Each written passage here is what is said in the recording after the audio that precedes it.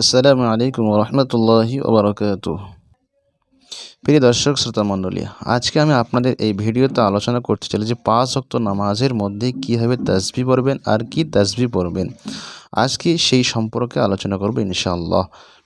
তো 5 ওয়াক্ত নামাজের পর তাসবিহ কীভাবে পড়বেন এটা আমি আপনাদের সম্মুখে আলোচনা করছি। যে নির্দিষ্ট নামাজ না আদায়ের পর নিম্নে বর্ণিত তাসবিহ সমূহ 100 বার করে পাঠ করবে। এতে ইহকালীন ও পরকালীন অশেষ কল্যাণ নিহিত আছে। তো আমরা যখন ফজরের নামাজ পড়ব, তো ফজরের নামাজ পড়ার পর এই এই তাসবিহটা পাঠ করব। হুয়াল হাইয়ুল কাইয়্যুম।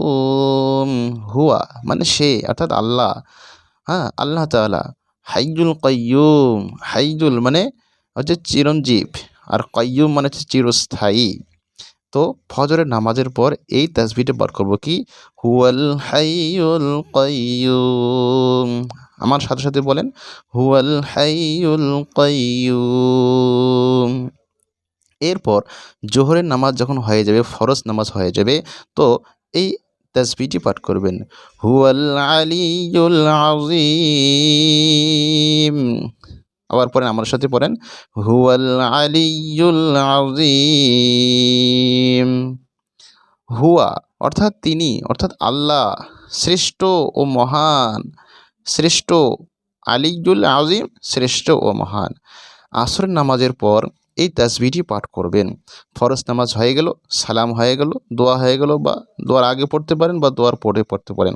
তো কি পড়বেন, হুয়ার রহমানুর রহিম, হুয়ার রহমানুর রহিম। তিনি দয়াময় এবং করুণাময়। আর আসরের নামাজের পর মাগরিবের নামাজের সময় এই তাসবিহটি পাঠ করবেন কি, হুয়াল গফুরুর রহিম। আবার পড়েন আমার সাথে, হুয়াল গফুরুর রহিম। অর্থ, তিনি ক্ষমাশীল ও দয়াময়। তিনি অর্থাৎ আল্লাহ ক্ষমাশীল এবং দয়াময়। এরপর ঈশার নামাজের পর এই তাসবিহটি পাঠ করবেন কি, হুয়াল লাতীফুল খবীর, হুয়াল লাতীফুল খবীর। এই 5টি তাসবিহ 5টি নামাজের পর, ফরজ নামাজের পর এই 5টি তাসবিহ পাঠ করলে আল্লাহ তাআলা ইহকালে এবং পরকালে অশেষ কল্যাণ দান করবেন। আমিন।